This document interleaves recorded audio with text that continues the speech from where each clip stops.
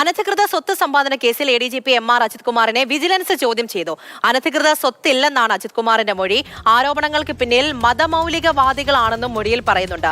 R Ananthakrishnan വിവരങ്ങൾ നൽകും. Ananthan, good morning. കുറെ നാളായല്ലേ ഇതുമായി ബന്ധപ്പെട്ട് നടപടികളെ കുറിച്ചൊക്കെ സംസാരിച്ചിട്ട്?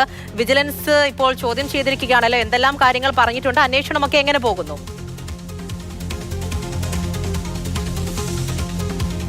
അനന്തൻ, കേൾക്കാമെങ്കിൽ വിവരങ്ങൾ പറയൂ.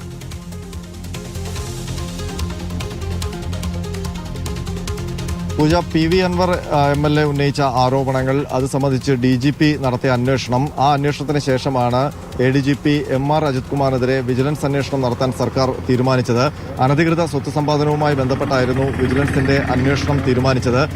ഈ അന്വേഷണവുമായി ബന്ധപ്പെട്ട് വിജിലൻസ് തെളിവ് ശേഖരണമാണ് ഇതുവരെ നടത്തിയത്. അത് പരമാവധി തെളിവുകളും ഇതുമായി ബന്ധപ്പെട്ട പ്രാഥമികമായ അന്വേഷണവും നടത്തിയ ശേഷമാണ് ഇപ്പോൾ നടക്കുന്നത് വിജിലൻസ് എൻക്വയറിയാണ്. അതായത് പ്രാഥമിക അന്വേഷണം, കേസെടുത്തുള്ള അന്വേഷണമല്ല.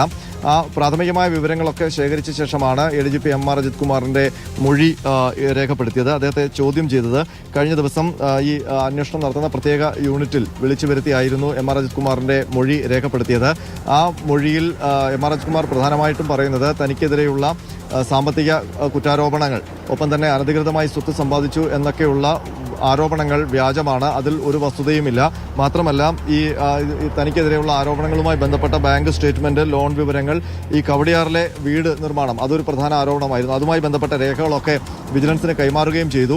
ഈ ആരോപണത്തിന് പിന്നിൽ മതമൗലികവാദികളാണ് എന്നുള്ളൊരു ആരോപണം കൂടി ആ മൊഴിയിൽ MR അജിത് കുമാർ വിജിലൻസിനോട് പറഞ്ഞിട്ടുണ്ട്. അപ്പോൾ പ്രത്യേക ലക്ഷ്യത്തോടെയാണ് തനിക്കെതിരെ ഇത്തരം ആരോപണങ്ങൾ ഉയർന്നത്.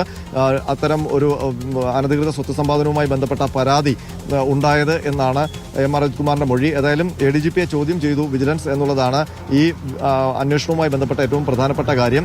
ഇനി അത് അധികം താമസിയാതെ, 6 മാസമാണ് വിജിലൻസ് എൻക്വയറിയുടെ കാലാവധി.